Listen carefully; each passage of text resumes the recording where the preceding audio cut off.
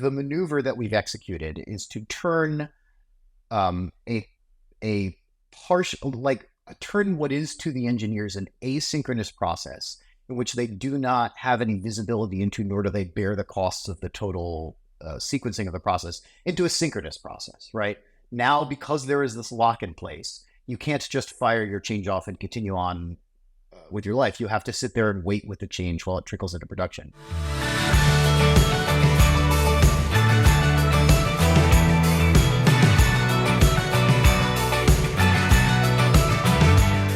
Hey everyone, welcome to the Scaling Tech Podcast. I'm your host, Debbie Madden, and today we are talking to Brian Guthrie. Hey Brian, how you doing?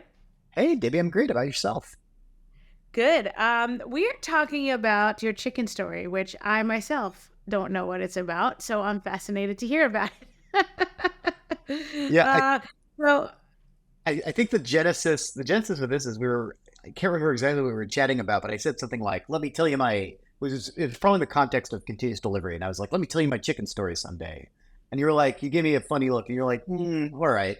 And then, I love that we're doing it this way. It sort of preserves the fun of it, right? I am hearing this chicken story for the very first time. So before we get in, we'll leave the audience suspended for a couple of seconds longer.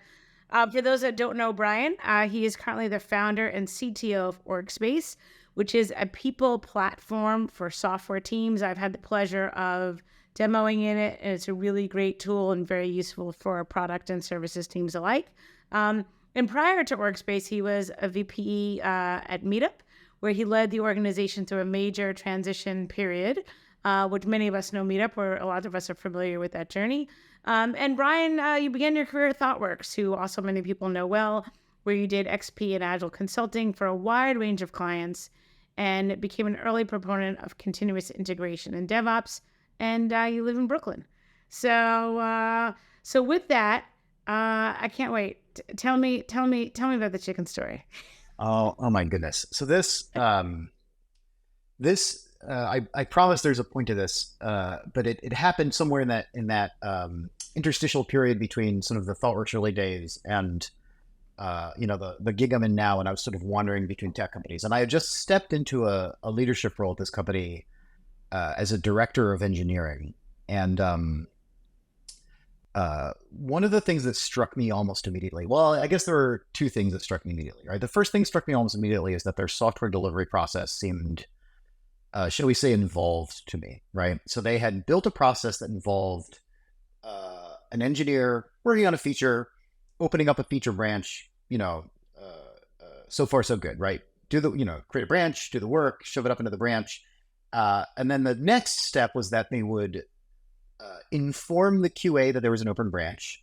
And the one QA person would, as circumstances allowed, take that branch and any other open branches, merge them into a release branch, and then run the Selenium test suite that he had built on his laptop and validate the release, at which point he would inform the DevOps engineer that a branch was ready to go, and then the DevOps engineer would merge that release branch into main and be responsible for deploying the thing into production.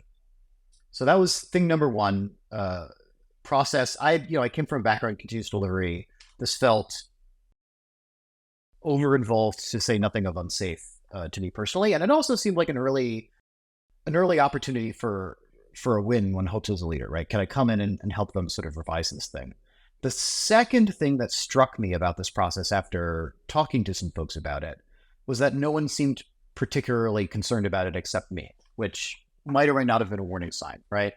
But the folks who had built that process were in, leadership roles doing the things that they wanted to do, and appreciated that they owned their part of the pipeline and didn't see much benefit to building sort of a shared pipeline with the team as its sort of common element, right? And so from my standpoint, they were stuck in this sort of local minima of productivity where they were probably doing okay, but not as good as they could have done by, to be clear, what I hoped to see or where I wanted to lead them was a process in which engineers were responsible for developing and then performing their own merges, having an automated test suite combined perhaps with a staging environment or something where, as necessary, if the software project merits it, you can do some manual testing, followed by an automated deployment into production with automated telemetry around that deployment to make sure that everything is smooth and that the software is behaving as expected in production, right? So sort of your modern, what I think of as your modern CI/CD process. So my sort of conclusion from this is like, it felt like something that really needed to fix in order to get the team to up its game. But it wasn't going to be easy to come in as a leader and just say, well, by fiat, I wave my magic wand and everything's changed, right? Can you do that? Sure. Do some leaders do it? Sure. But I hadn't been burned by that before. I felt like my most recent career experience prior to that had been around the limits of one's ability to sort of drive that change unilaterally. And so I started banging my head on this and thinking, okay, like I want to try to get this thing done. How am I going to do it? And one of my favorite articles from sort of early Agile, and I think this was a Thoughtworks project way back in the day, although I could be wrong, was written by Jim Shore. And I reread this thing every few years because I just find it immensely entertaining. It's called, and it's also like a fascinating look at how people were thinking about continuous integration, continuous delivery in the early days before it became commoditized as an industry. The article is called Continuous Delivery on $1 a Day. I'll share the link with folks so they can check it out if they want. And it describes a project in which the whole premise of the article is Jim Shore saying, hey, you might have heard of this new CI tool called Cruise Control. This is back in the early days of Cruise Control. And his whole thing was, you don't need a fancy tool like Cruise Control to do continuous integration. Continuous integration is a process. It's not a tool. And so the process that this particular team followed is that they had a rubber chicken and a bell. And when it came time for someone on the team to check their code into shared source control, and I think this was like the late 90s or something, or early 2000s at best. It was early. When it comes time to check your code into source control, I want you to look around for the chicken and grab the chicken. And from that point onwards, you're the only person who is allowed to check the source into source control. And then it's your responsibility to get the code up into your shared sort of environment, run all the tests on it, make sure it gets merged, whatever, right? It's your responsibility. And then when you're done, you hit the bell. And that's how you know that a change has gone into the source control repository. And then you release the rubber chicken back into the wild to run free amongst the cubicles and then find its next happy home with the next person looking to commit. And if the chicken is not available and you would like to commit code, then too bad. Please sit on your hands until the chicken has released. Right. So it's a global lock-on commits. With me so far? I'm with you. You. Shut up anytime.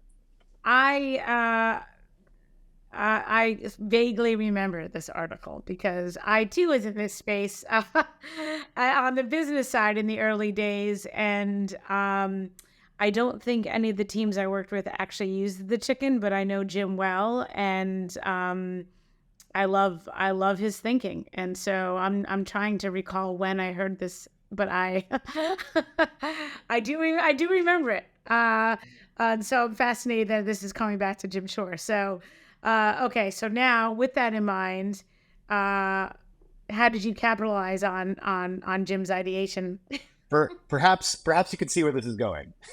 I'm thinking that I would hear you say it.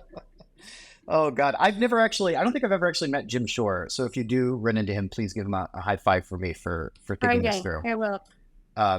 So I went out to Amazon.com and I purchased a rubber chicken and a bell. And I went to the team and I said, I don't want you to change anything about this process. I think the process is great. The only thing I want you to change, okay, there's one important thing I want you to change, which is the next time you want to open up a pull request, I want you to find this rubber chicken. I want you to grab the rubber chicken. I want you to physically take it to the QA person and sit with them while they run the build on their local laptop. And then I would like all of you to physically take that chicken to the DevOps engineer. And then the 3 or 4 of you together can sit there and wait until the change is in production. Then we all hit the bell. Whoever feels like it. That's a meaningful difference. It is. I guess it is a meaningful. Yeah. It's slightly more than a minor process change. And then you all get to hit the bell. Yeah. So now the whole team is walking around with the chicken instead of one person walking around with the chicken. the relevant subset of the team for a given feature. Yeah, right. Okay. And they all looked at me like I'd grown a second head, but they said, okay, we'll give it a shot. And I think the whole thing lasted for maybe 2 weeks to skip to the end here a little bit, because I think it worked out. So, the engineer who had worked on some front end feature would grab the chicken, run the chicken over the QA person, sit there until the build ran, run that over the DevOps person, ding, hit the bell, everyone's happy.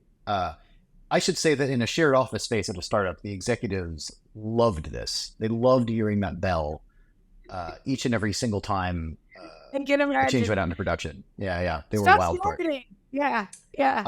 Some early objections. Some people found the bell too loud, which I suppose is fair.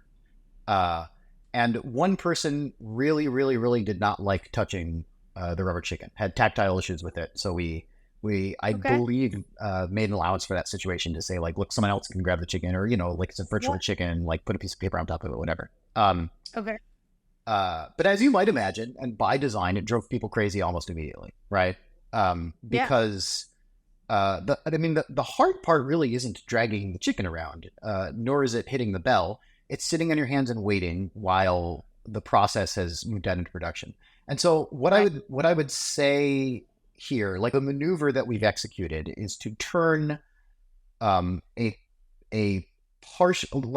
turn what is to the engineers an asynchronous process in which they do not have any visibility into, nor do they bear the costs of the total sequencing of the process, into a synchronous process, right? Now, because there is this lock in place, you can't just fire your change off and continue on with your life. You have to sit there and wait with the change while it trickles into production.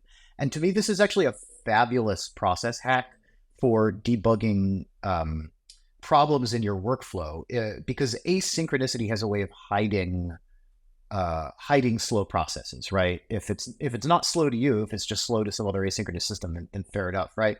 And that doesn't matter right up until the point where it starts to matter quite a lot. Like, for example, something is broken in production, and all of a sudden that 2-hour deployment process looks awfully slow. Right. So we turned. All right. Yeah. So yeah, go. I love the very early lessons learned, and I know you're going to get there, and I'm wondering, these were people's early reactions. There were some, maybe we made the bell quieter, maybe we made holding the chicken more amenable to some folks, but the core, oh my goodness, this can't be my life. Yeah. That exposure to the inefficiencies in the process. Like, okay, so then what happened? Once people saw the end-to-end, how did the team react? I mean, what I explicitly told them that I was hoping would happen, right? Because when I drive a process change like this, I try as much as I can to be super upfront about what I'm anticipating, what I think might happen, and also the failure modes, right? Under what circumstances would we pull the ripcord and decide that we're not going to do this anymore, right? Or and so what I said to folks is, like, look, some of this is going to be pretty painful because it involves waiting around for things. Please take as much time as you need to make it faster, right? So my hope is that by taking this thing that didn't feel that painful before and making it super painful, it'll give you better insight into the places where you need to optimize it. Because another one of my beliefs is that people are much better at self-optimizing for pain than some manager coming in and saying, this thing is slower, please make it faster, right? It makes more, if you feel the impact of that change, it's going to feel much more impactful than if someone, I think, dictates by fiat, look, our builds were 2 hours before and now they're going to be 30 minutes or whatever, right? Like, it's nice to drive towards a target, but it's different if it's something that benefits you in the process that you're running. And so I think folks did that, right? Like, we started to find the build becoming more optimized on the deployment side. We did a lot more automation in the DevOps space, but we didn't run the experiment for very long because, frankly, I think that the point came across pretty quickly, and the feedback. I don't want to make it out to seem like I'm some sort of like magic superhero and the whole thing was perfect, right? Like, it was I think frustrating for a number of folks, and I could totally empathize with people who were sitting here listening to this thing and saying, like, look, if I was on that team, this would have driven me out of my mind, right? I think the feedback I got from that was like, gosh, I wish you had just told us explicitly, don't do this, do that instead. And I don't know whether that would have worked or not, but I know that all of my preliminary conversations were pointing in the direction of like, I don't really get why you would want this, Mr. Manager. So please, get off my backs and focus on something else. Right. And Right. so And this was, I think like the two things that I'm picking up, which I'm guessing that you observed and the team members observed. Number one, saying that in hindsight is a completely different thing than saying, right? Like, why couldn't right. you just Yeah. tell us? Well, if I would have just told you, like, how certain are we that we would have come to the same spot at the end? Like, probably not that certain. But that leads to number two, which is by making an asynchronous process synchronous in a way that like kind of requires you to really sit with step one, step two, step three. You're also inherently changing the conversation from inference to data driven, because you're sitting with the person that's doing the thing instead of think, oh, this person should be working faster. Well, you can see what the person's doing, right? And I'm assuming it made all of those incorrect assumptions kind of fall by the wayside and force people to look at, oh, well, when this person hits this button, they themselves have to wait 60 seconds for this thing to happen. So maybe if we change that thing. And so, like, I just think that making the conversation about the data and making everything visible, which is what you did, also changed the conversation. Yeah. What do you think? Yeah. I mean, I think it did, right? Like I think it was illustrative to me in the sense that, like, I mean, it was like a fun experiment that's worth running, and some of the stuff was context sensitive, right? If you're part of a team of like folks who would be super into that sort of thing, who would find it enjoyable, then there's no harm in running an experiment like this, right? And so I think that led to a little bit of entertainment as far as means of your sort of typical process change, right? And like I said, I mean, I think having the execs in the room like have that visceral feel for how frequently things are rolling out into production really helped as well. But I think that's a really astute point, that right, it's very different to run that analysis after the fact versus before the fact, right? And people, I think, sometimes have an exaggerated self-belief about how they would have Monday morning quarterbacking, right? Like how they would have approached a situation in the moment. Right. And like the other piece of this, like I was actually talking to someone this morning on my team about this, the Toyota way, which sparked lean manufacturing, lean. Is at the forefront of all this stuff. Had many sayings. It has many sayings, and one of them is go to the Gemba, which is literally, if you want to know what's happening in your assembly line, literally actually go to the factory floor and actually spend time at each station.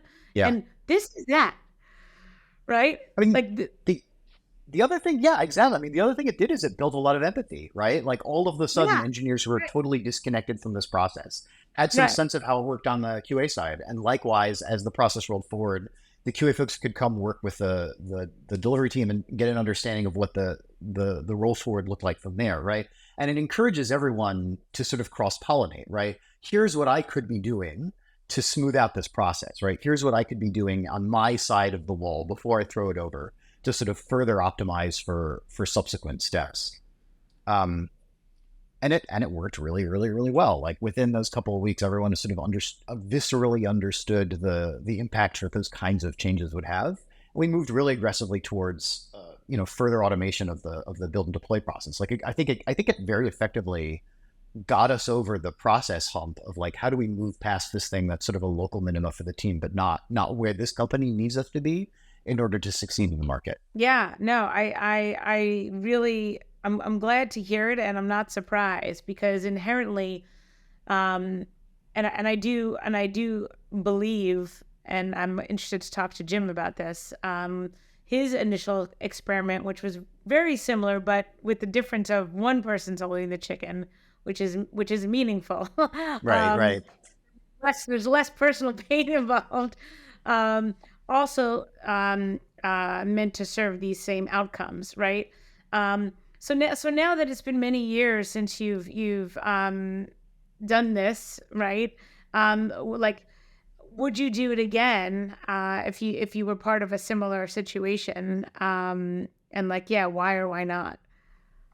I mean, I would. I think that the fundamentals haven't really changed. I think there's the old XP sol, right? If it hurts, do it more often, right? Turn asynchronous processes into synchronous ones, turn batch processes into single processes, elevate those pain points until you optimize them, right? That's a technique that's as old as time, and I think still really powerful. Um, there's one critique that really resonates with me, and I don't know that I would, I don't know that I have like an easy next step there, which is that one person really felt, I think, a little infantilized by the notion of the chicken. I thought it was pretty funny personally. Its intent was certainly not to make anyone feel that way, but it did really give me pause, and I think was part of a driver in us backing away from the process a little bit, because I don't want people to feel put upon by it. And I think that the point had been made past that point, right? So like, I think some of it, like I said earlier, is a little context dependent. It needs to be with the right set of folks and to be approached with the right kind of attitude. Ideally, there's a lot of trust between folks amongst the team and also between the team and management. That's not always possible, but sometimes breaking through something like this is a way of building that trust. But I also, I like finding physical tokens to substitute for abstract processes, I think is a really powerful technique, no matter what those physical tokens are, right? There are lots of different ways to manage that problem. And then also, the thing that I would certainly do again is perform that substitution, but also do it. And the thing I've done many times since then is whenever I'm driving a process change, be very explicit about, I recognize how this seems. Here's what I'm trying to accomplish here. Like I don't want it to be a surprise. I want to be pretty explicit about my goals. Here's the circumstances in which we'll declare victory. Here are the circumstances in which, like, if we all get together and decide that this is not working, we will stop it, because there needs to be a stop point in order to build that safety, I think. And that's what I take away from it, is that actually I think it's easier than most leaders realize to drive process change. I think it really, really helps to lean into your goals up front. Like I try not to play, 10-dimensional chess with my process changes. I try to be very explicit about, like, this is what I'm trying to row towards, right? And I think that if you extend people that trust and make sure that they know that you're paying attention to what's working, what's not, and that there's a way out of it if it doesn't work, I think that allays a lot of folks' fears up front. Right. And then be open to learning things that are completely unexpected and you didn't even account for. And then as long as you create that culture where people, this is my attention, this is my goal, this is when we can, tap out. And if there's something that everyone has their own, life experiences that give them a lens that's unique. And that's why we're doing this together. And if something you see concerns you, confuses you, upsets you, excites you, tell somebody you trust. Yeah. Right? Because you you are bringing this process change in this methodology, but you are not. That doesn't mean one person is inherently responsible or nor possible to understand like all of the factors like that. Like, and so like I really love that you adapted and you set that stage and people were vocal about the changes that they need. Okay, I'm in. I want to stay in. I don't want to tap out, but I need these tweaks. And okay, great. That's how you know that's engagement. That's how you know people are in, right? Or for the experiment serving the process change. And I do appreciate. I know we're almost at time. I was reflecting on how you said, and you kind of like said it. You kind of brushed over it, like process change. Isn't always super complex. And I think that's a really important takeaway because we're changing process because what got us here won't get us there for whatever reason. Right? Either it's not working or it's not going to work. One of those two reasons is why we think we want to change. And does it mean the change has to be, win an award for, inventing something new that's never been invented before, right? There are less hard ways and harder ways of making change. And so I think that's a really important part that a lot of people can take away who are listening and watching. So, yeah. Also, shout out to Stride on that project. Can I do that? Is that cool? Yeah, sure. I promise Debbie's not paying me to say this. This was a place where we had some Stride folks in. Spectacular success, super useful. Would definitely be happy to bring them into similar situations again to help drive some of that change. Well, thank you for that. I will tell the folks after we're done with this recording, so I appreciate that. Unfortunately, we are out of time, but I'm so excited that I know this story now because it's been months and I've been waiting to hear the story. So, and I do appreciate that you told it to me at the same time that you're telling everyone else that is listening. So, well, I hope it was edifying. I guess there are no big belly laughs, but I kind of walk away from it very I try to be very thoughtful about it. Right, some interesting lessons. And I don't know. Absolutely. Well, no, I really loved it, and I'm sure that lots of folks are going to have some really important takeaways. So thank you for your time, and thank you for being here.